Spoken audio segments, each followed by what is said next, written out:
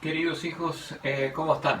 Ahora ya vamos a dar inicio a nuestra tercera y última sesión de estos talleres de Sagrada Escritura, que hemos tratado de ir vinculándolos con algunos textos que son importantes.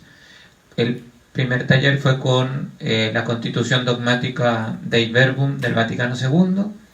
El segundo taller de ayer jueves fue la Sagrada Escritura, que fue iluminada con aquello que nos fue transmitiendo la encíclica Humani Generis del Papa Pío XII, que es de 1950. Y el día de hoy vamos a meditar en torno a la Sagrada Escritura, iluminada por aquello que nos va entregando el Catecismo de la Iglesia Católica, que es un tesoro, es una joya que el Señor ha regalado a todos los católicos y por supuesto al mundo entero. Y por eso hay que ser también un convencido de esto y ser transmisor de esta riqueza que significa el Catecismo de la Iglesia Católica. Vamos, por lo tanto, iniciar con una oración. Invoquemos al autor de las Sagradas Escrituras para que Él nos siga iluminando, nos siga conduciendo, inspirando en este taller bíblico, en este mes de la Biblia que es el mes de septiembre. Digamos juntos: ven Espíritu Santo, llenad los corazones de tus fieles y enciende en ellos el fuego de tu amor. Envía, Señor, tu Santo Espíritu y todas las cosas serán creadas y renovarás la faz de la tierra. Oh Dios, que has iluminado las inteligencias de tus fieles con la luz del Espíritu Santo, te pedimos que este mismo Espíritu nos dé a conocer la verdad y a gustar el bien, y nos colme de consuelo y alegría por el mismo Cristo nuestro Señor. Amén. Ave María Purísima, sin pecado concebida. Santa Teresita, en cuya novena nos encontramos, ruega por nosotros.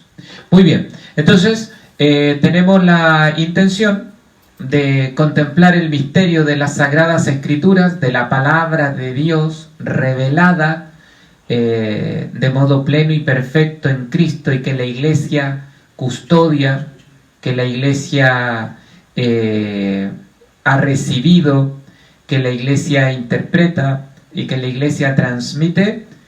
Ahora la vamos a contemplar a la luz de las enseñanzas del Catecismo de la Iglesia Católica. Fíjense que hemos escogido algunos números del Catecismo.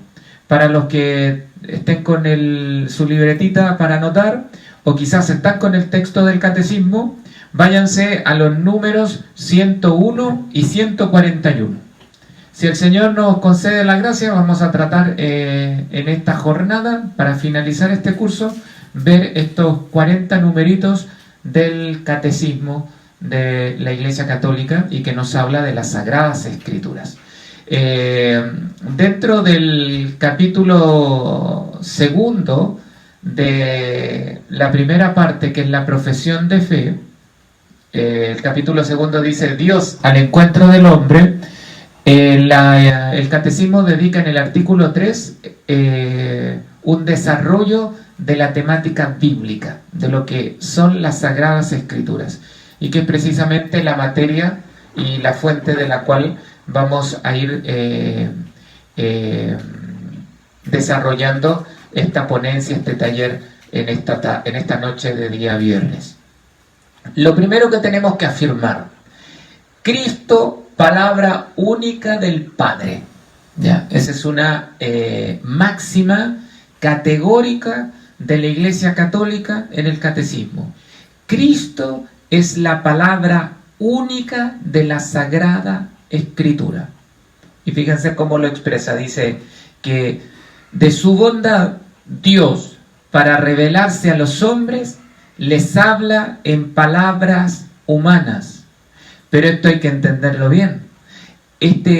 Hablar Dios al hombre en palabras humanas tiene una expresión maravillosa, y que es la encarnación.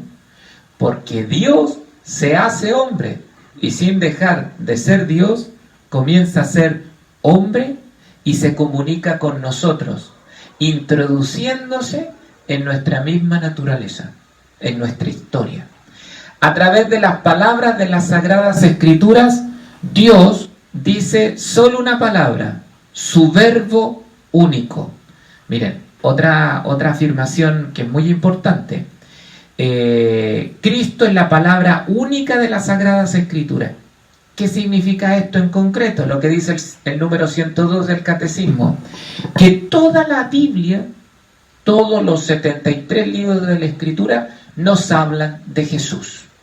¿Ya? En números más adelante vamos a desarrollar un poquito más esta idea, pero que ya al mencionarla nos llena a nosotros de alegría. La Escritura toda, desde el libro del Génesis hasta el Apocalipsis, todo el Antiguo Testamento, todo el Nuevo Testamento nos habla de Cristo, y es Cristo quien nos habla, porque es palabra de Dios y Cristo es Dios. Fíjense, es precioso esto. El número 103, ¿qué es lo que nos dice? Por esta razón, la Iglesia ha venerado siempre las divinas Escrituras como venera también el cuerpo del Señor. Fíjense, de un modo semejante a como la Iglesia le rinde culto al cuerpo de Cristo, a su presencia verdadera y real en la Santísima Eucaristía, también el Señor procura rendirle culto a Cristo presente en las Sagradas Escrituras. Por eso es que en la liturgia eucarística, como ya lo habíamos mencionado en otro momento, Dios le ofrece a los fieles, a los católicos, los dos panes que Él sirve en su mesa: el pan de la palabra, que es Cristo, y el pan de la Eucaristía, la hostia consagrada, que es Cristo. Fíjense. Claro está que son presencias que tienen una identidad y unas características que son propias, por supuesto. ¿Estamos de acuerdo? El 104 nos dice: en la Sagrada Escritura la Iglesia encuentra su alimento, su fuerza. En las Sagradas Escrituras, que es Cristo, la Iglesia recibe lo que realmente es palabra de Dios, palabra de Dios, ¿ya? Porque Cristo nos transmite la palabra de Dios, porque nos transmite la palabra del Padre. ¿Por qué? Porque Él mismo es la palabra. Y repetimos la cita del Evangelio de San Juan, capítulo 1, en el prólogo. En el principio estaba la palabra, y la palabra estaba con Dios, y la palabra era Dios. Y la palabra se hizo hombre y habitó entre nosotros. Una cosa preciosísima. Otra afirmación muy potente que tiene el Catecismo acerca de la Escritura, acerca de la palabra de Dios puesta por escrito, que es la Biblia, que son las Sagradas Escrituras, es precisamente la siguiente. Escúchenla bien. Dios es el autor de la Sagrada Escritura. Dios es el autor de las Sagradas Escrituras. Fíjense. Dios es el autor de las Sagradas Escrituras. Esto tiene consecuencias. ¿Cuáles son las consecuencias?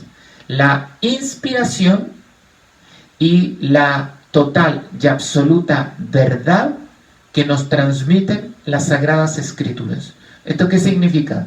Significa que como Dios es el autor de las Sagradas Escrituras, Él es quien ha inspirado al autor humano, que son los agiógrafos, los escritores sagrados, que recibiendo este carisma, este carisma del Espíritu Santo, han sido movidos por Dios de tal modo que han puesto por escrito todo y solo lo que Dios quería.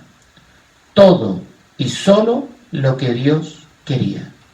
Y aquello que está puesto por escrito por Dios, por medio de los escritores sagrados, que se les denomina agiógrafos en los estudios exegéticos, esa denominación se le da al escritor sagrado agiógrafo. quiere decir que todo lo que ellos nos transmitieron es verdadero y no tiene absolutamente nada de falsedad o de mentira o de incompleto. Es totalmente verdadero e íntegro porque es palabra de Dios. Fíjense, es palabra de Dios. Después, en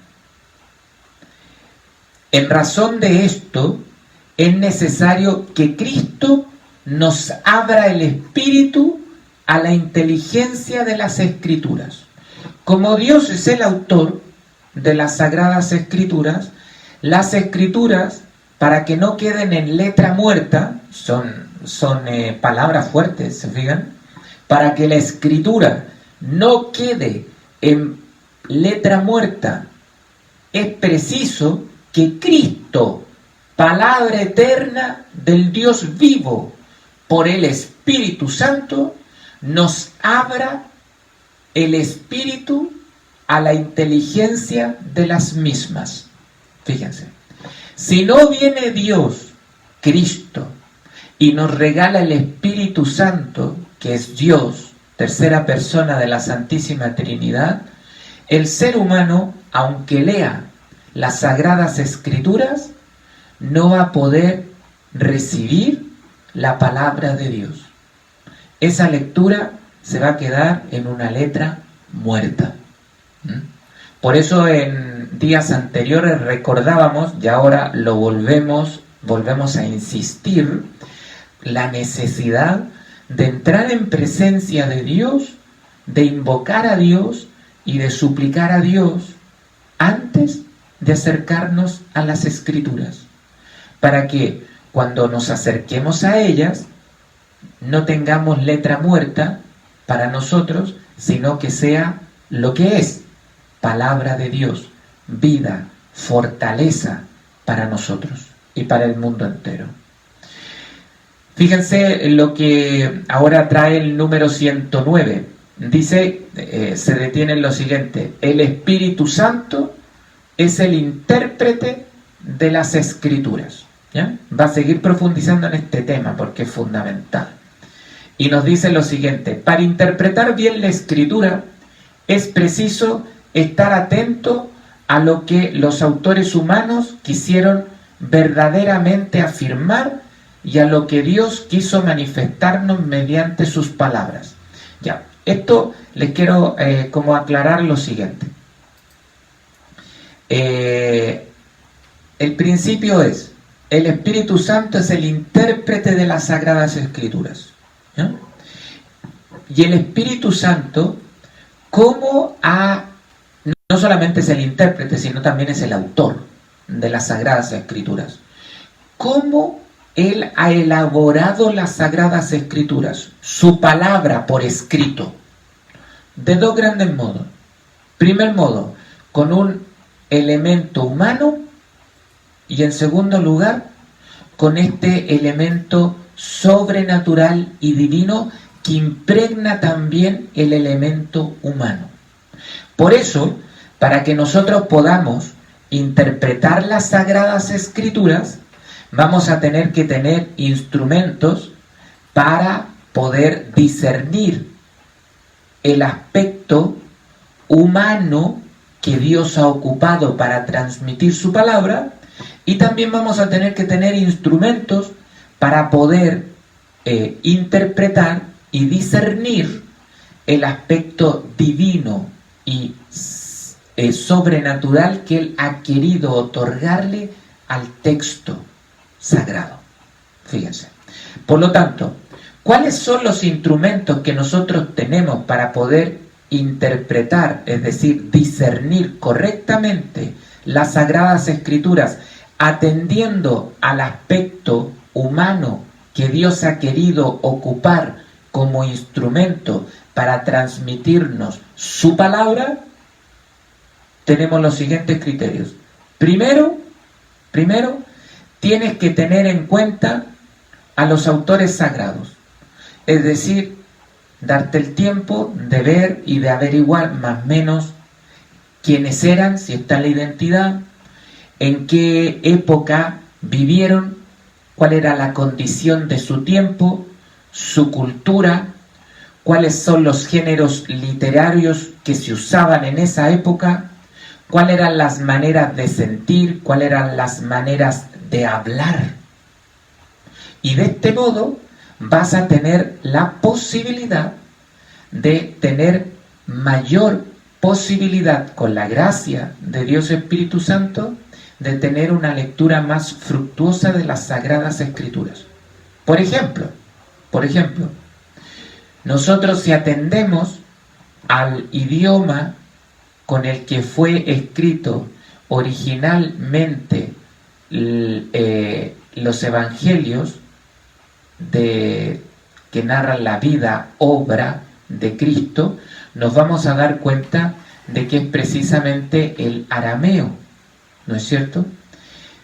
En razón de las características del tiempo y de ese lenguaje, tenemos conocimiento de que es un lenguaje y un idioma sintético, es decir, que no tiene mucha riqueza de conceptos y de nociones, por lo cual, con una expresión, ellos abordan diferentes realidades con bastante amplitud. Un ejemplo práctico de esto que les acabo de decir: nuestro idioma español, a diferencia de estos idiomas antiguos, tiene una riqueza de lenguaje, de tal modo que ellos con diferentes palabras mencionan una única realidad. En cambio, las lenguas antiguas, con una palabra, mencionaban diferentes realidades. Las lenguas modernas, como por ejemplo el español, una realidad es expresada con diferentes palabras. Por ejemplo, en el español, nosotros, para referirnos a ese mamífero que nos entrega su carne, con la cual hacemos tocino, la grasa y un sinfín de otras posibilidades que se pueden sacar de este animal, nosotros, por la riqueza de nuestro idioma, le podemos llamar a ese mamífero, que es omnívoro, porcino, puerco, cerdo, marrano. Fíjense, para referirnos a un único animal, por la riqueza de nuestro lenguaje, tenemos la posibilidad de hablar de él con 4 términos. Fíjense. En cambio, en las lenguas antiguas no sucede eso, como por ejemplo en la que se escribieron los evangelios en un primer momento. Con una expresión, ellos hacen referencia a diferentes realidades, a más de una realidad que están conectadas. Por ejemplo, la palabra hermano en la Biblia tiene un contenido que hace referencia a diferentes realidades que se encuentran vinculadas.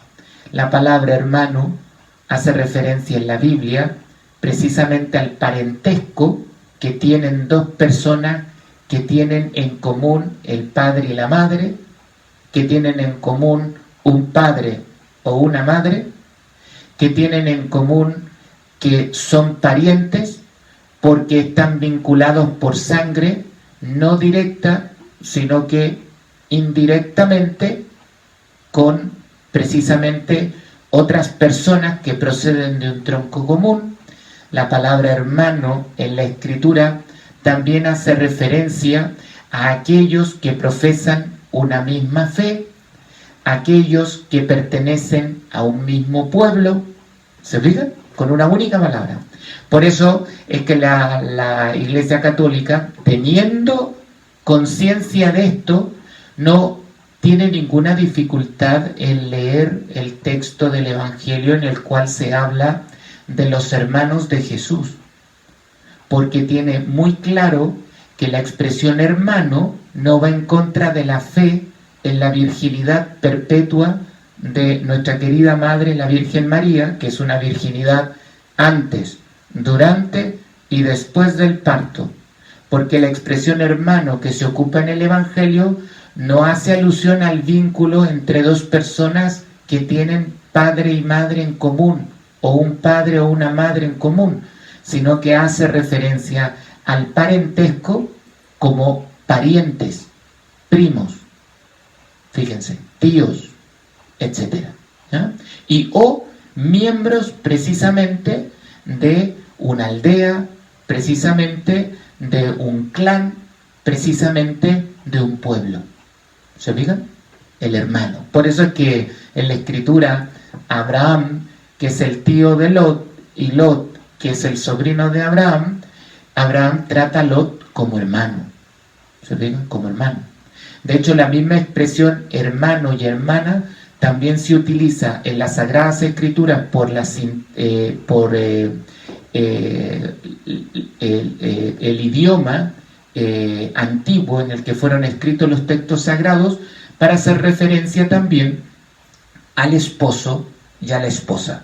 Por eso un esposo, como Tobías, le dice a su esposa hermana, y se considera a sí mismo como hermano de ella, siendo que la relación de ellos es esposo y esposa. ¿Se fijan? Entonces es muy bueno tener en cuenta esto. Fíjense lo que dice también el Catecismo en el 111. La Sagrada Escritura es inspirada, y hay otro principio de la recta interpretación, sin el cual la Escritura sería letra muerta. ¿Y cuál es el otro principio que tenemos? Instrumento para nosotros poder tener conocimiento de lo que Dios nos quiere transmitir con su palabra escrita, comillas. La Escritura se ha de leer e interpretar con el mismo espíritu con que fue escrito. ¿Y cómo nosotros poder llegar a ese espíritu?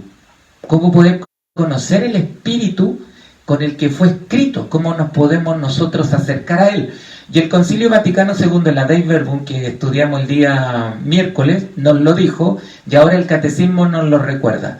Hay 3 criterios, instrumentos para que nosotros podamos interpretar la Escritura con el mismo espíritu con que fue inspirada, que es el Espíritu Santo, autor de las Sagradas Escrituras. Fíjense, ahora te va a dar el Catecismo los instrumentos para que tú puedas discernir el elemento sobrenatural y divino, que es el elemento formal que poseen las Sagradas Escrituras, la Biblia.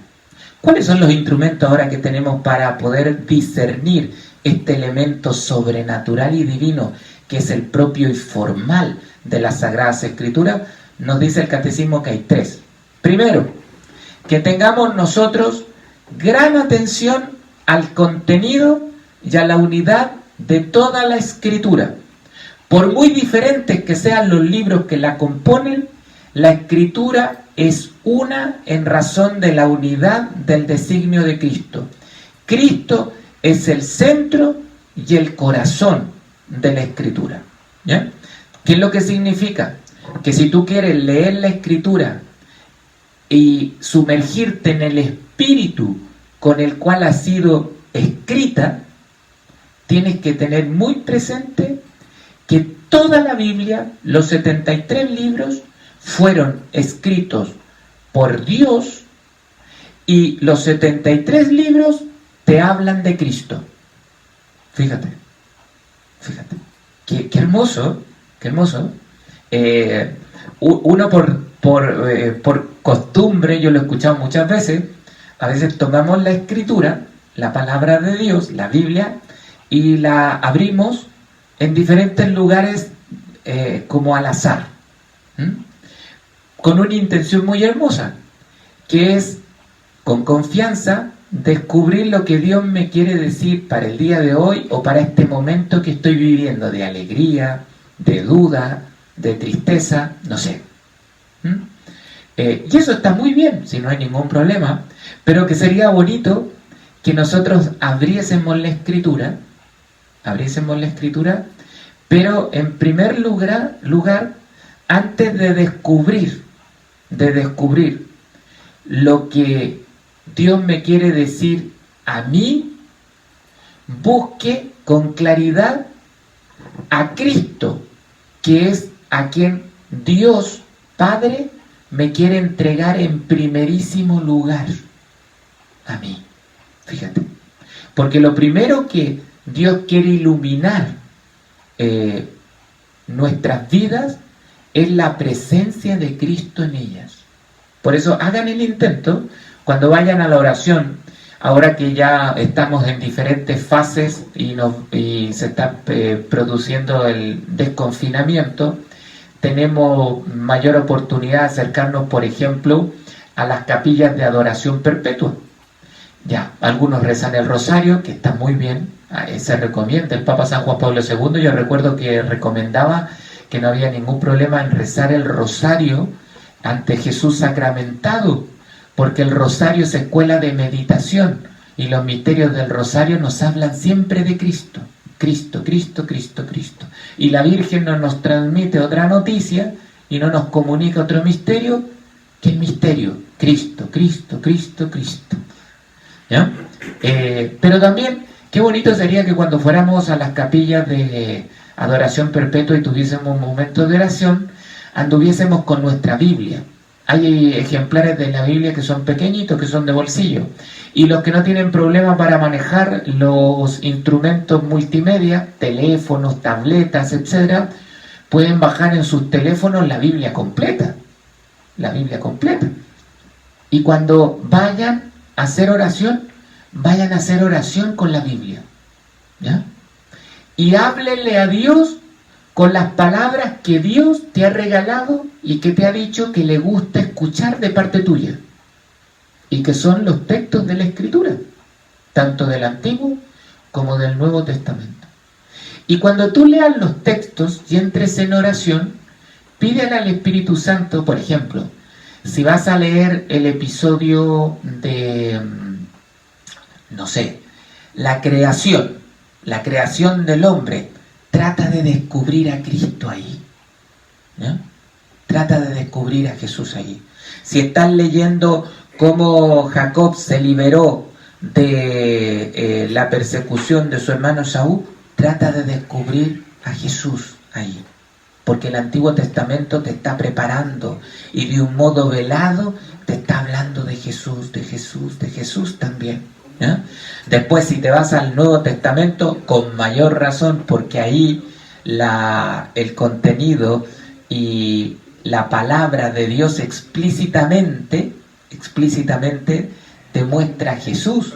Pero en las cartas a los romanos, en el Apocalipsis, descubre a Cristo. En los Salmos, descubre a Cristo. Siempre a Cristo. ¿Ya? Entonces no lo olviden. Para que puedas leer la Escritura con el espíritu que fue escrita, ¿cuál es el primer consejo que te da el Catecismo? Que la leas en la unidad. ¿Y esa unidad qué significa? Que no te olvides que cuando lees la Escritura estás leyendo 73 libros que fueron, que su autor es Dios, y que los 73 libros te hablan de Jesús. También nos da un segundo consejo, el Catecismo, para leer la Escritura en el espíritu con que fue escrito. ¿Cuál es el segundo consejo? En el número 113 dice: leer la Escritura en la tradición viva de la Iglesia. ¿Qué significa esto? Te dice el Catecismo: la Iglesia encierra la memoria viva de la palabra de Dios, y el Espíritu Santo le da la interpretación espiritual de la Escritura. Es decir, léela siempre dejándote guiar por la Iglesia. ¿Saben cómo es un modo muy fácil de poner en práctica este segundo criterio para sumergirnos en la Escritura según el espíritu con que ha sido escrita, que es el Espíritu Santo? Es, por ejemplo, que nosotros leamos la Escritura dejándonos guiar por la liturgia de la Iglesia. por la liturgia de la palabra diaria de la iglesia.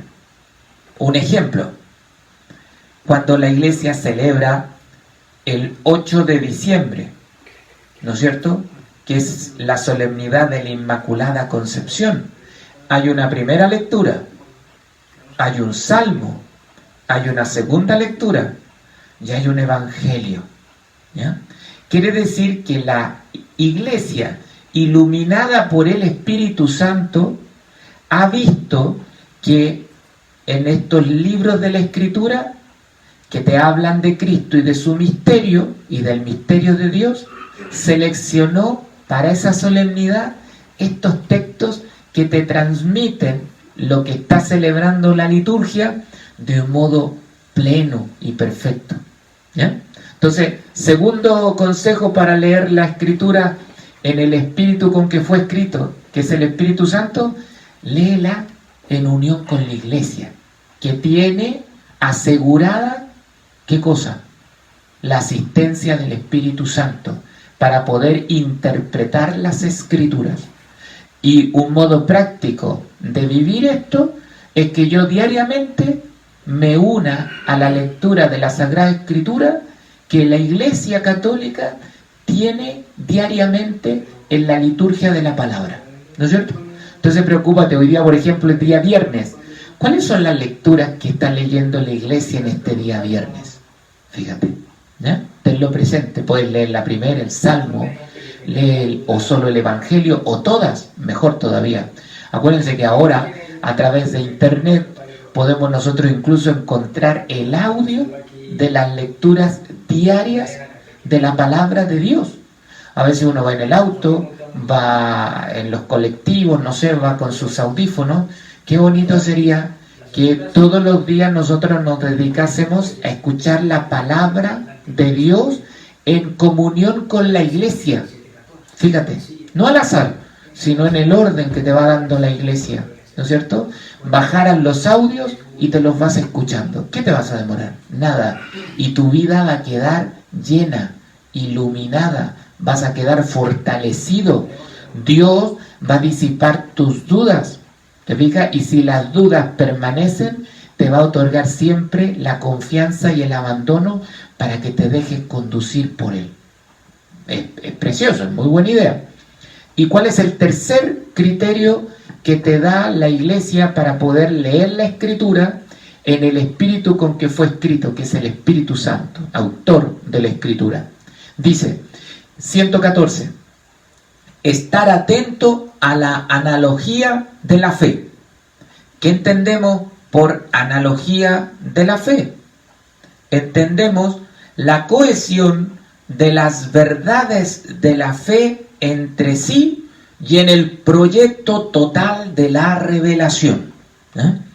¿Qué se entiende por la palabra cohesión? Yo la busqué en el diccionario para no tener dudas. Cohesión dice unión o relación estrecha entre personas o cosas, ¿ya? Entonces, ¿qué es lo que te está diciendo este tercer criterio? Que cuando tú leas las Escrituras, recuerda que todas las verdades de fe que contiene la Escritura están íntimamente relacionadas, todas. A pesar de que en su lectura tú al inicio no lo comprendas inmediatamente, no captes la relación que hay. No sé, por ejemplo, en la lectura de el episodio narrado en el Éxodo, donde Moisés es puesto por su madre en una canasta hecha de juncos y es puesto en el Nilo para salvarlo de la muerte. Quizás no te queda tan claro cómo hacer referencia a Jesús, a su misterio pascual, a su misterio de pasión, muerte y resurrección.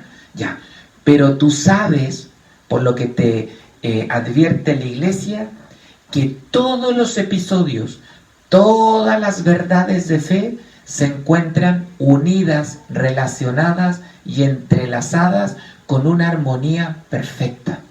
Y aunque uno en un primer momento no lo capte inmediatamente, está ahí, hablándome de Cristo y del misterio de Cristo.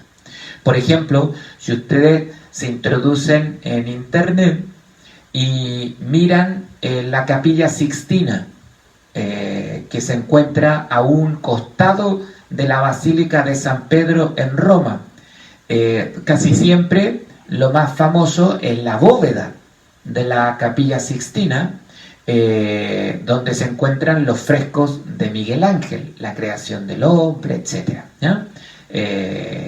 El Noé, la expulsión de Adán y de Eva del paraíso, etc.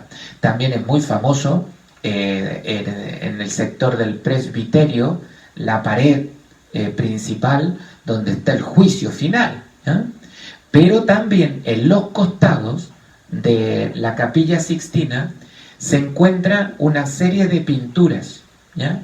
Que fueron confeccionadas por Rafael, y en una pared en lateral se encuentran diferentes escenas pintadas de la vida de Moisés, ¿ya? Cuando fue salvado de las aguas, cuando huyó de Egipto, cuando le entregaron los mandamientos, cuando hizo los portentos de las plagas, no sé, escenas de Moisés. Quizás me puedo equivocar en cuáles son, pero es la vida de Moisés, ¿ya? Y en la otra pared que está enfrente se encuentran escenas de la vida de Jesús. ¿Por qué les menciono esto? Porque el pintor Rafael se nota que era un hombre de fe, al parecer, y tenía claro estos criterios de la Escritura. ¿Se fijan? Que el catecismo nos está recordando en estos números que estamos leyendo. Y por eso tenía claro que la Escritura tenía unidad, que la Escritura tenía un autor que era Dios, que la Escritura siempre me hablaba de Cristo y que todos los acontecimientos están relacionados entre sí y giran en torno al misterio pascual de Jesús. Todos, de un u otro modo. ¿Te fijas? ¿Y saben lo que se le ocurrió hacer a Rafael? Le pintó a Moisés con el mismo rostro que Jesús. Con el mismo rostro que Jesús. Fíjense, con lo cual, ¿qué es lo que te transmite el pintor? Que los acontecimientos de este patriarca del Antiguo Testamento están relacionados, vinculados en unidad y son un anuncio y una preparación de lo que será la revelación plena y perfecta que se da en aquel que es Dios hecho hombre, Hijo consustancial del Padre, y que en unión con el Espíritu Santo es el único Dios y no más, Jesús de Nazaret. Una cosa muy bonita, ¿se fijan? Bueno, ahí tenemos los tres regalos que nos da el catecismo para poder interpretar la Escritura según el espíritu con que ha sido escrita, que es el Espíritu Santo. Ahora el catecismo nos hace otro regalo. El catecismo es espectacular, no lo olviden. La Biblia, el catecismo de la Iglesia Católica, los documentos del Concilio Vaticano II, que son 16, y el Código de Derecho Canónico. Cuando yo estudiaba en el seminario, me acuerdo que un profesor me dijo, son tesoros que de Dios hemos recibido y todos los deberíamos tener, no solamente los sacerdotes, los laicos también. Fíjense, estos 4 textos, la Escritura, el Catecismo, los documentos del Concilio Vaticano II y el Código de Derecho Canónico. Fíjate, un consejo. El otro regalo que nos dio el catecismo, ¿cuál es? En el número 115 empieza a hablar de los sentidos de la Escritura. Y esto es muy importante si tú quieres sumergirte en la palabra de Dios que vas leyendo, que estás escuchando. Tienes que tener en cuenta que la Escritura tiene 2 sentidos. Fíjate, 2 sentidos. El catecismo te dice que la Escritura tiene un sentido literal y tiene un sentido espiritual. Fíjate, el catecismo tiene 2 sentidos que tú tienes que identificar: el sentido literal y el sentido espiritual. El sentido literal es el sentido que está significado en las palabras mismas de la Escritura. La materialidad misma y el contenido mismo, que cada una de las palabras con las que son narrados los hechos, acontecimientos y las máximas de Dios que comunica al hombre, hay que estar muy atento. No hay que pasar por, no es por ejemplo que yo voy a leer la Escritura y siempre voy a andar buscando interpretarla. No, claro que hay que interpretarla, por supuesto, pero eso no significa que tú vas a despreciar lo que la Escritura te dice literalmente. Eso también es palabra de Dios y tú también debes atender a ella y poner tu corazón para comprender lo que Dios te quiere comunicar con la literalidad de las palabras con las que se van narrando los acontecimientos. Fíjate, ¿eh? ¿Cuál es el segundo sentido de la Biblia? El catecismo te dice que es el sentido espiritual. Y el sentido espiritual tiene tres grandes divisiones, ¿ya? Tres grandes tipos de sentido espiritual. El sentido espiritual alegórico de la Escritura, el sentido espiritual moral de la Escritura, el sentido espiritual anagógico de la Escritura. ¿Ah? Fíjate, son palabras quizás muy subidas, pero son muy hermosas el contenido que dice eso. La Iglesia nos enseña a todos que estemos alerta, porque la palabra de Dios, el Señor nos comunica su palabra, su amor, sus misterios, primero con el sentido literal de su palabra, ¿no? Y también con un sentido espiritual que tú debes descubrir, iluminado siempre por la Iglesia. No te olvides de eso, no te olvides de eso. ¿Y cuál es ese sentido espiritual? Hay un sentido espiritual alegórico. ¿Qué significa esto? El que ya hemos mencionado en otros momentos, que siempre que leas la Escritura busca el sentido, siempre que leas la Escritura busca el sentido alegórico, es decir, siempre que leas la Escritura busca descubrir a Cristo en ella. ¿Cuál es el sentido espiritual de la Escritura? Que la Escritura siempre te está hablando de Cristo. ¿Estamos de acuerdo? Ya, eso significa. Y el catecismo coloca un ejemplo. Si tú lees el paso del Mar Rojo, el sentido alegórico del paso del Mar Rojo, ¿cuál es? La victoria de Cristo. Y por lo tanto, la victoria que Cristo te comunica a ti, porque Cristo te comunica su victoria en el bautismo. Fíjate, el sentido alegórico. Pero el sentido alegórico siempre te habla de Cristo. Cristo con su ejemplo, Cristo con aquello que te quiere obsequiar, Cristo con aquello que Él quiere transmitirte y donar. Fíjate, ya. ¿Cuál es el segundo sentido espiritual de la Escritura? Es el sentido moral.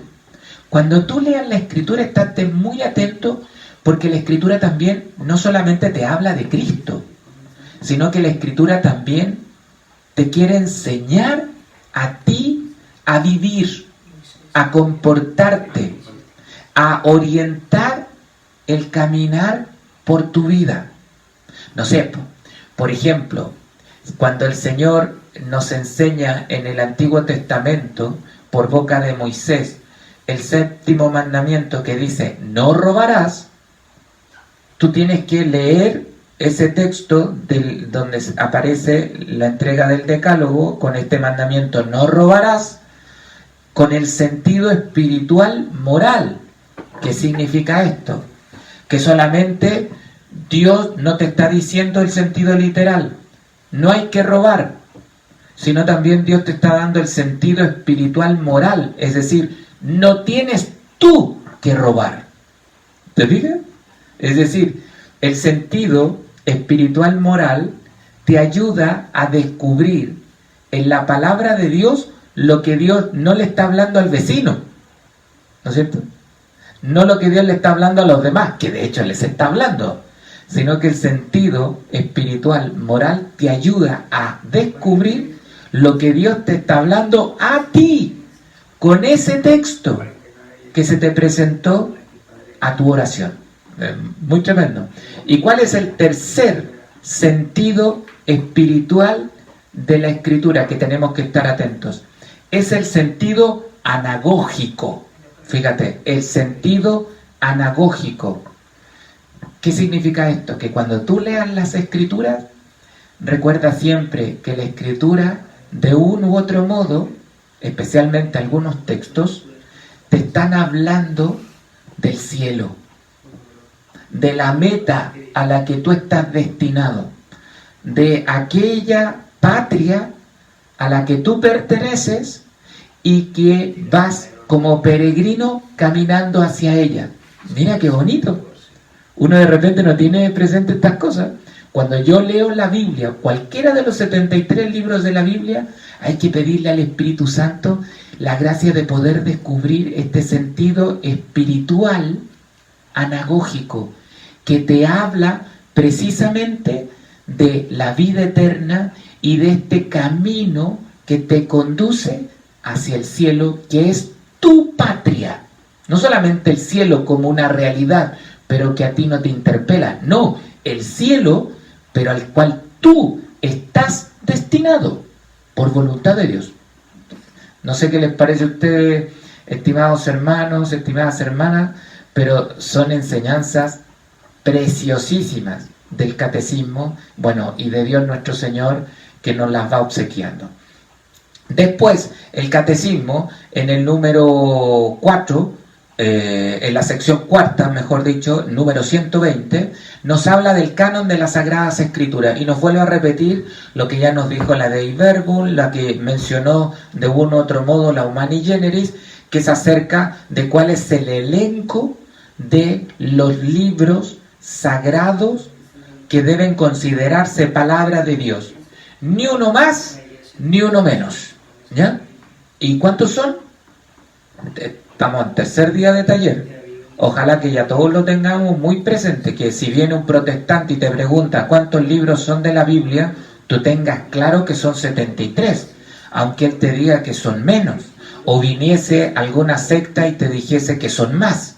¿Ya? Tú tienes claro, por la fe católica, de que los libros que han de considerarse escritos por Dios, que tienen a Dios por autor y que Él ha ocupado escritores humanos para materializar su palabra, son 73, 46 del Antiguo Testamento, ¿y cuántos del Nuevo?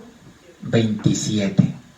El catecismo igual nos pone una pequeña advertencia respecto de los libros del Antiguo Testamento, del canon del Antiguo Testamento, porque te dice, son 46, ¿ya? Pero hay algunos que consideran que son 45, ¿por qué? Porque consideran como un único libro el libro del profeta Jeremías y el libro de las Lamentaciones. ¿Ya? El canon católico considera ambos textos, que están 100% vinculados, uno procede del otro, por supuesto. Acuérdate de las características de las Sagradas Escrituras. Jeremías y Lamentaciones los cuenta por separado, ¿ya? Por separado, ¿ya? Pero para que lo tengas tú en consideración. Y ahí el número 120 del Catecismo te menciona los 46 libros del Antiguo Testamento, con el Génesis primero y Malaquías el último, y los 27 libros del Nuevo Testamento, con el Evangelio de San Mateo el primero y con el libro del Apocalipsis el último, ¿no? Buenísimo. Después el catecismo profundiza respecto del Antiguo Testamento. Y fíjate que hay algunas expresiones que yo quise subrayar y que se las transmito a usted porque creo que son muy, bueno, todo es importante, pero es digno de destacar. Dice, el Antiguo Testamento es una parte de la Sagrada Escritura de la que no se puede prescindir. O sea, no podemos decir, no, que ya vino Cristo, quedó abolido el Antiguo Testamento. No. De hecho, el mismo Cristo dio testimonio. Yo no he venido a abolir la ley ni los profetas, sino al contrario, a darle perfecto cumplimiento. Por eso la Iglesia no se abstiene de la lectura de las Sagradas Escrituras en el canon del Antiguo Testamento, muy por el contrario, lo tiene siempre presente. Si usted va a misa en la semana, si usted va a misa el día domingo, va a estar también la palabra de Dios incorporada en algunos momentos con bastante frecuencia y tomada y escogida del canon del Antiguo Testamento. ¿Ya? Fíjate lo que dice: el fin principal del Antiguo Testamento era preparar la venida de Cristo, Redentor universal. Te vuelve a... insiste mucho, se fija en el catecismo, en esta verdad abordada desde diferentes ángulos y perspectivas. La Biblia te habla de Jesús, porque Jesús es plenitud de la revelación, ¿ya? Plenitud de la revelación escrita, que es la Biblia, y plenitud de la revelación oral, que es la Sagrada Tradición. Pero todo es Cristo, Cristo, Cristo y Cristo, ¿no? Para mí la vida es Cristo, ¿no? Después te dice en el número 124 acerca del Nuevo Testamento. Dice: estos escritos nos ofrecen la verdad definitiva de la revelación divina, ¿no? En el Nuevo Testamento se cierra la revelación. Acuérdense, Dios ya no nos habla ninguna palabra nueva. Y cuando Dios le habla a los santos a través de revelaciones privadas y particulares, no da una palabra nueva, sino que vuelve a pronunciar la palabra que Él ya nos ha entregado y que tiene su plenitud en Cristo. No lo olviden, ¿eh? En el Nuevo Testamento queda terminada la transmisión de la revelación de la palabra del Señor y por escrito, y ahora ¿qué es lo que queda? Que nosotros, iluminados por el Espíritu Santo por medio de la Iglesia, vayamos profundizando la revelación. La revelación. Después dice en el 125: los evangelios son el corazón de las Sagradas Escrituras. No solamente son el corazón del Nuevo Testamento, son el corazón de toda la Biblia. Los 4 evangelios. Y dice que los evangelios son, y menciona con claridad, San Mateo, San Marcos, San Lucas y San Juan, ¿ya? Obviamente que en razón de la hora, los que estén con el catecismo siguiendo este taller se darán cuenta que yo estoy haciendo una selección de textos, por supuesto. Y ahora como que le puse un poquito más de velocidad para terminar, porque ya nos queda casi nada de minutos, ¿ya? En el número 128 dice: la unidad del Antiguo y del Nuevo Testamento. Dice: la Iglesia esclareció la unidad del plan divino en los 2 testamentos gracias a la tipología. Esta reconoce en las obras de Dios en la antigua alianza prefiguraciones de lo que Dios realizó en la plenitud de los tiempos en la persona de su Hijo encarnado.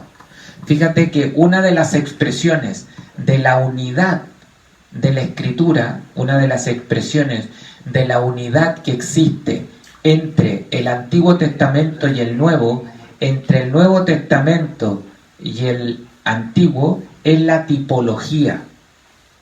¿Qué se entiende por tipología? El catecismo dice que la tipología, ¿qué cosa es? Es contemplar el Antiguo Testamento como una prefiguración de los acontecimientos que en la persona de Cristo se han desarrollado en el Nuevo Testamento. Fíjate, son una prefiguración.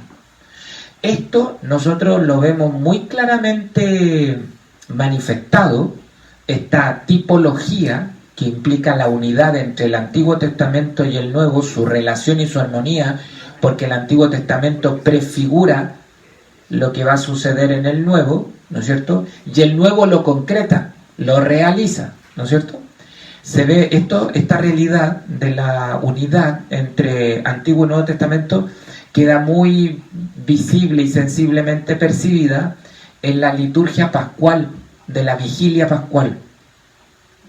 Cuando nosotros celebramos la resurrección de Jesús en la noche, ustedes saben que la liturgia de la palabra es muy abundante, es hermosa, con lecturas, 7 lecturas del Antiguo Testamento, las lecturas del Nuevo, la epístola del Nuevo y el mismo Evangelio.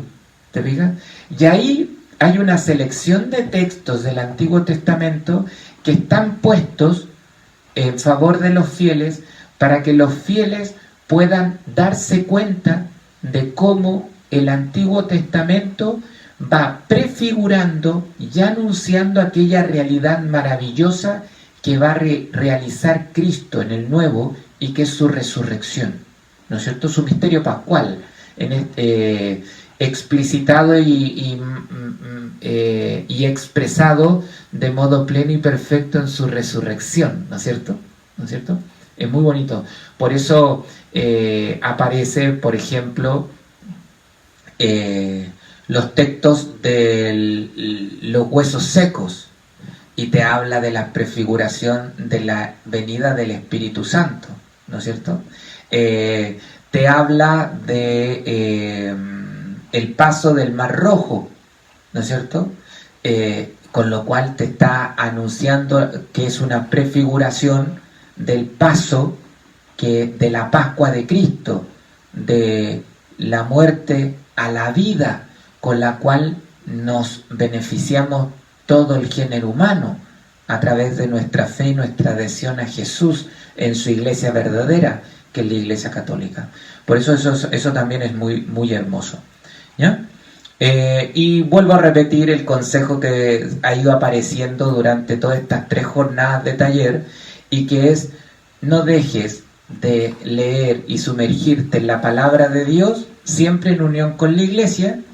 Y el 113 del Catecismo te aconseja también: la Iglesia recomienda de modo especial e insistentemente a todos los fieles, fíjense, la lectura asidua de las divinas escrituras para que adquieran la ciencia suprema de Jesucristo, ¿ya?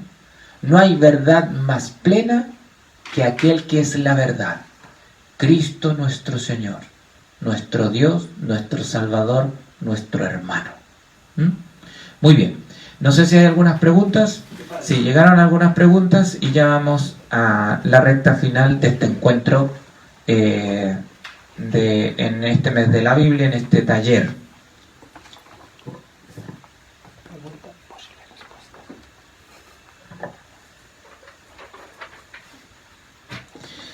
Amanda, ¿cómo estás? Espero que se encuentre muy bien. Recemos por Amanda, porque Amanda está esperando el nacimiento de su hijo junto con su esposo, así que los tenemos en la oración. Dice: sobre los 73 libros de la Sagrada Escritura, sabe que en el Nuevo Testamento se habla de Cristo. En el Antiguo Testamento, ¿cuándo habla de Cristo? ¿Ya? En el Antiguo Testamento, ¿cuándo habla de Cristo? Bueno, con lo que hemos estado reflexionando el día de hoy, permanentemente te habla de Cristo, ¿ya? Pero cuando la Iglesia nos dice que hay una unidad en la palabra de Dios, porque toda la Escritura nos habla de Cristo, no significa que se mencione el nombre de Jesús permanentemente, ¿no es cierto? Pero el misterio de la persona de Cristo sí está presente, ¿ya? Su persona, sus palabras, sus enseñanzas, sus acciones, sus hechos, ¿ya? Ejemplo, Amanda, para, como dice el refrán, para prenda un botón, ¿ya? Para prenda un botón, tenemos, por ejemplo, Adán, que Dios lo hace caer en un sueño, dice el texto del Génesis, y de su costado saca una costilla y forma a la iglesia, ¿no es cierto? O sea, forma a Eva y se la presenta. Y cuando Adán ve a Eva, dice el texto sagrado, después despierta y dice de Eva: esta sí que es carne de mi carne y hueso de mis huesos. Bueno, ahí hay una tipología, es decir, un anuncio de Cristo y de las obras de Cristo. ¿Por qué? Porque Cristo también durmió, ¿no es cierto? ¿Y dónde durmió? En la cruz, ¿no es cierto? Porque acuérdate que el sueño, el dormir, es sinónimo también en la escritura de la muerte. Por eso hay poesías que nos dicen que el sueño es el hermano de la muerte. Fíjate. Incluso se habla, cuando nosotros hacemos referencia de una persona que ha fallecido, se dice está descansando, ¿no es cierto? Está descansando. Entonces, el estar Adán dormido en descanso es una figura en el Antiguo Testamento de Cristo que está clavado en la cruz y muerto. Fíjate. Y el hecho de que Dios, de un modo misterioso, ¿ya? Para indicarnos la unidad y la dignidad común que tiene la mujer con el hombre y la armonía que debe existir entre ellos, lo expresa el texto sagrado con este misterioso acontecimiento de que Dios forma a la mujer del hombre, ¿te fijas? De su costado. Bueno, eso vemos a Cristo que está durmiendo en la cruz, muerto, que un soldado con una lanza le abre el costado y del costado, dice el evangelista San Juan, brotó sangre y agua. Y lo asevera y dice: y yo lo vi, esto sucedió, salió sangre y agua. Bueno, esto es un anuncio de que así como Eva procede de Adán dormido, la iglesia procede de Cristo. Y la iglesia es hecha fecunda por medio de su esposo Cristo a través de el agua, que es signo y símbolo del bautismo, y de la sangre que brotó del costado de Jesús también, que es signo y expresión de la Eucaristía, que es el alimento con el cual Jesús alimenta a el pueblo santo, que es la congregación y que es la iglesia, ¿no es cierto? Fíjate. Otro, y ya no lo menciono, solamente no me detengo a explicarlo, pero te lo menciono porque es muy bonito esto, en razón de la pregunta que tú haces, Amanda. El hecho, por ejemplo, que en el libro del Éxodo Dios le pide a Moisés que tiene que, para librarse de la plaga exterminadora, que es la número 10, con la cual pierden la vida los primogénitos de todos los egipcios y de los animales del rebaño de los egipcios, tienen que escoger un cordero. El cordero no tiene que tener defecto alguno, tiene que ser inmaculado, sin mancha, tiene que ser degollado, ¿te fijas? Tiene que ser comido, y la sangre de ese cordero debe ser utilizada para marcar el dintel, el marco de las puertas de las casas de los esclavos hebreos que están ahí en Egipto. Ya, ahí donde está Jesús. Por eso es que cuando nosotros comulgamos, el sacerdote levanta a Jesús presente en la Eucaristía, recién consagrado, y nos dice: este es el Cordero de Dios que quita el pecado del mundo. Dichosos los invitados a la cena del Señor. ¿Te fijas? Y nosotros anteriormente hemos cantado toda la asamblea: Cordero de Dios que quitas el pecado del mundo, porque el Cordero en el Antiguo Testamento es figura del Cordero de Dios del Nuevo Testamento, que ya no es un animal irracional, sino que es Jesús, el Hijo de Dios. ¿Te fijas o no? Eso es hermosísimo. Ya te doy esos dos ejemplos, pero toda la Escritura está llena de eso. Ahora por Roxana Tamayo. ¿Cómo está Roxana? Espero que esté muy bien, a pesar de todas estas dificultades que todos estamos padeciendo, pero el Señor es nuestra fortaleza, ¿no es cierto? En medio de la cuarentena, del desconfinamiento, de los miedos y los temores, etc.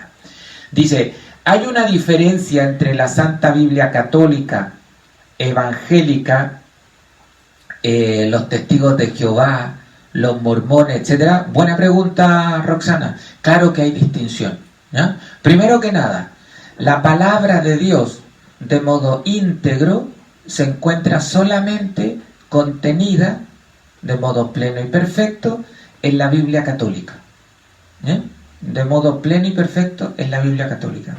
Los protestantes y sectas tienen palabra de Dios porque en algún momento dentro de la historia de estos 20 siglos de Iglesia Católica, ellos la tomaron de la Iglesia Católica, se apropiaron de ella e hicieron traducciones propias. Muchas de ellas que están reñidas con los textos originales y transmiten en realidad no palabra de Dios, sino palabra de hombre, porque traducen contrario para poder fundamentar falsamente los principios que ellos profesan a través del texto que en realidad no es palabra de Dios. Los mormones, por ejemplo, ni siquiera valoran la Escritura como la valoramos nosotros, los católicos. De hecho, para ellos, el gran libro santo, más que la Escritura, es el libro del Mormón. Para darte un ejemplo.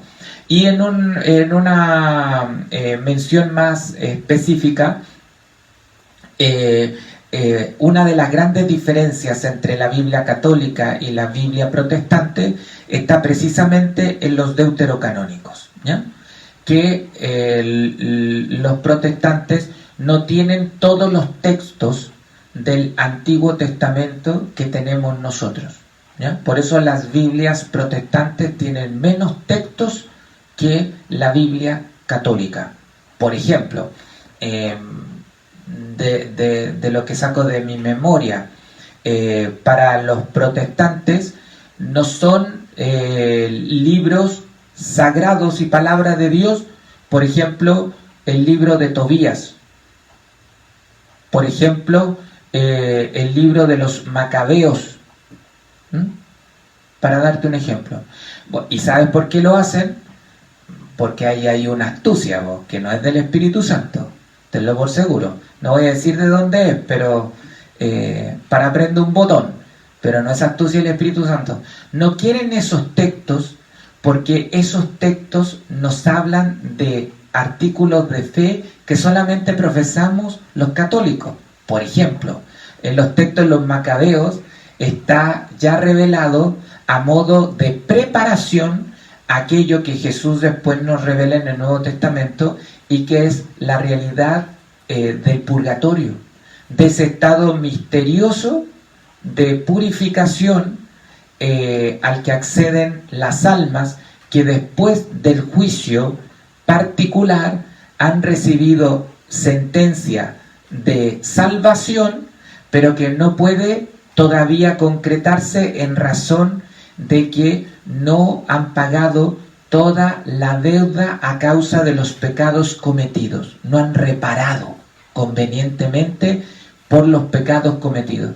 Y en el texto de los Macabeos, que ya es del Antiguo Testamento, imagínate, sale el episodio cuando se manda a hacer una colecta entre todos los miembros del ejército que están luchando contra los griegos para ofrecer sacrificios en favor de los caídos para que Dios les perdone sus culpas y puedan de este modo salvarse.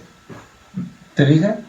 No aparece la palabra purgatorio, porque es una palabra que acuña la teología, pero lo que significa la realidad del purgatorio está contenido ya a modo de preparación, de anuncio en estos textos del Antiguo Testamento. ¿Estamos de acuerdo? Para que lo tengas en consideración.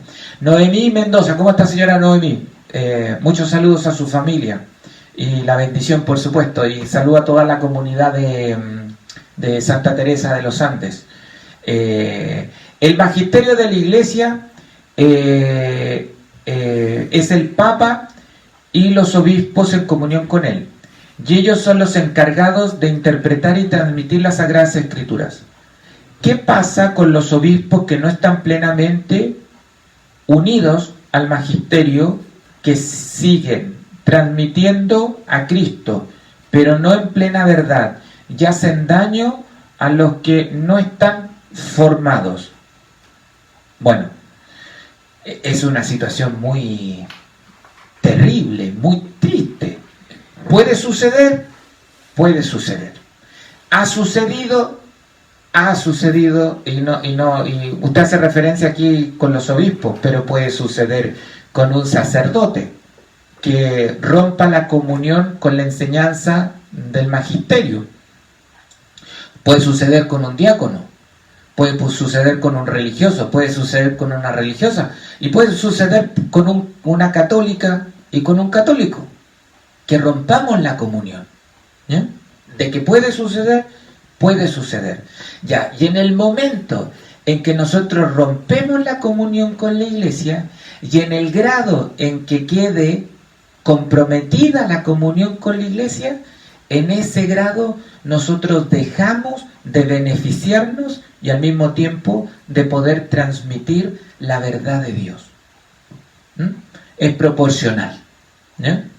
Hay situaciones tremendas, como por ejemplo la del obispo francés Lefebvre, que rompió la comunión con la Iglesia Católica por medio de una ordenación ilícita de obispos, porque para que un obispo pueda ordenar a otro obispo tiene que ser por mandato del Papa, porque aquí no está el desorden. Acuérdense que nosotros no somos protestantes, ¿ya? La jerarquía de la Iglesia, que es creada por Cristo, porque es de institución divina, ¿no? No es porque después en el siglo IV se nos ocurrió tener, obispo, hoy en el siglo X tengamos papa, alguien que nos represente y nos aglutine a todos como un presidente de los sindicatos, ¿ya? Y lo vamos... No. Esto es por institución de Jesucristo, ¿te fijas? Y por eso es que nosotros podemos tener una adhesión tan total y absoluta a la jerarquía, en razón de que sabemos, porque está revelado en la misma Escritura, de que el Señor así ha dispuesto la estructura de su Iglesia, ¿no es cierto?, con el Papa a la cabeza, los obispos como legítimos sucesores de los apóstoles, y que para que puedan ejercer el ministerio episcopal de modo pleno, perfecto y fecundo, nunca puede ser separados de la comunión con el romano pontífice. ¿Se fija? Eso. Y coincido con usted de que causan mucho daño. Mucho daño. Queda la última y... ¿Parece o no? Sí. ¿Cuáles son los padres de la Iglesia? Cuando hace referencia a los padres. De los padres de la Iglesia. Apologistas. Ya. Apostólicos. Ya. Bueno, ahí ya entramos en un tema que es bastante... mucho más amplio, ¿ya? Pero... se entiende por padre, no manejo ahora, no sabía que me iban a preguntar esto, pero no manejo de memoria el número de los padres, ¿ya? Pero ¿quiénes son los padres? Son aquellos varones santos, consagrados, la mayoría obispos, ¿se fijan?, que por la santidad de vida han recibido de parte de Dios, ¿qué cosa? La gracia de poder vivir su fe y ejercer su ministerio muy vinculados, en el caso de los padres de la Iglesia, muy vinculados a el siglo I, donde surge la Iglesia Católica fundada por Jesucristo nuestro Señor, ¿no es cierto? Entonces, ¿por qué son tan queridos las cartas de estos santos obispos, santos papas, santos varones? ¿Por qué razón? Porque ellos nos van transmitiendo a través de sus enseñanzas aquello que ellos mismos escucharon de parte de los apóstoles, que a su vez lo escucharon de un modo directo, inmediato, de Jesucristo nuestro Señor, ¿ya?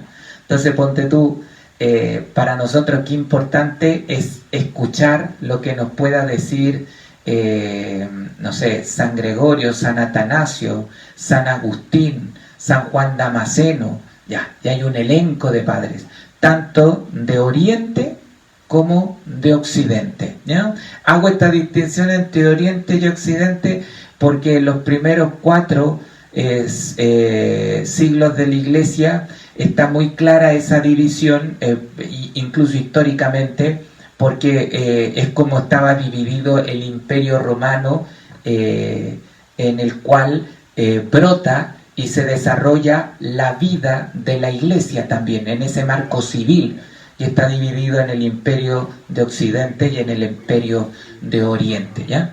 Entonces, en razón de la cercanía, de la santidad de vida y de la cercanía que ellos tienen con los mismos apóstoles, que son precisamente los discípulos de Cristo, directos de Cristo, es que sus escritos son muy importantes para que nosotros, a su vez, podamos tener una interpretación de las Sagradas Escrituras, ¿ya? Hay algunos que no reciben hay algunos de ellos que por la sabiduría que de Dios han recibido, no solamente se llaman padres de la Iglesia, sino que también reciben el título de doctores de la Iglesia, porque son receptores de un carisma particular del Espíritu Santo, por medio del cual enseñan de un modo profundo, íntegro y con un resplandor particular que de Dios han recibido la revelación que Dios le ha entregado a la Iglesia, que le ha entregado al hombre por medio de la Iglesia. Y ellos, como miembros de la jerarquía de la Iglesia, lo enseñan de un modo magistral.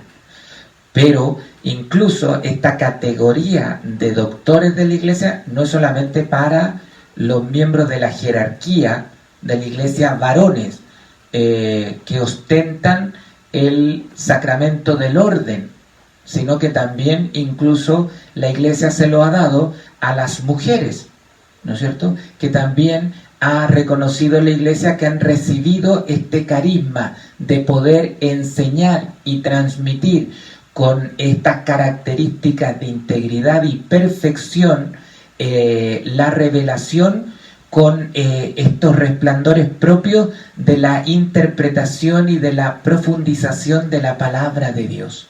¿Fija? Ejemplos de doctoras de la Iglesia. Tenemos a Santa Teresa de Ávila, tenemos a Santa Teresita del Niño Jesús, de hecho que ella es del siglo XIX, ¿no es cierto?, que estamos en su novena, también es doctora de la Iglesia. Tenemos a Santa Catalina de Siena, Santa Hildegarda de Bingen. Ella es muy especial porque ella es doctora de la Iglesia, está declarada doctora de la Iglesia. Me parece que el Papa Benedicto XVI la declaró doctora de la Iglesia, pero esta santa, Santa Hildegarda de Bingen, no sé si lo pronunciaré bien, es del medioevo, ¿eh? Esta es la primera mujer que se tiene noticia en la Iglesia, que fue autorizada por la Iglesia para que predicara misiones públicas en medio del pueblo de Dios. ¿Eh? ¿Por qué hago ese paréntesis y les menciono estos datos? Porque ustedes saben que los enemigos de la Iglesia, una de las cosas que dicen es que la Iglesia Católica es machista, y que incluso algunos se atreven a decir que la misma buena nueva del Evangelio es machista. Y recuerden siempre, el cristianismo ha sido precisamente el instrumento por medio del cual el catolicismo, Dios le ha devuelto a la mujer su dignidad en medio de la sociedad. Los primeros que lo han hecho ha sido precisamente la Iglesia. ¿Se fijan? La Iglesia, y siendo precisamente dócil a las enseñanzas de Dios, que nos revela ya desde el libro del Génesis la misma dignidad que posee la mujer y el varón. ¿Te fijas? Desde el momento en que dice que hombre y mujer los creó a su imagen y semejanza. Está clarísimo. Ya vamos terminando porque ya se nos hizo tarde. Todos estos temas dan clarísimo para mucho más. Hay algunos de ellos que no se los puedo contestar con mayor integridad porque no los traía preparados, como por ejemplo el de los padres de la iglesia. Es lo que me recordaba solamente en el momento, pero no faltará otra oportunidad en que podamos tener talleres específicos de esas materias y ahí uno se dispone, las investiga y las conversamos juntos a través, puede ser, de estos mismos medios.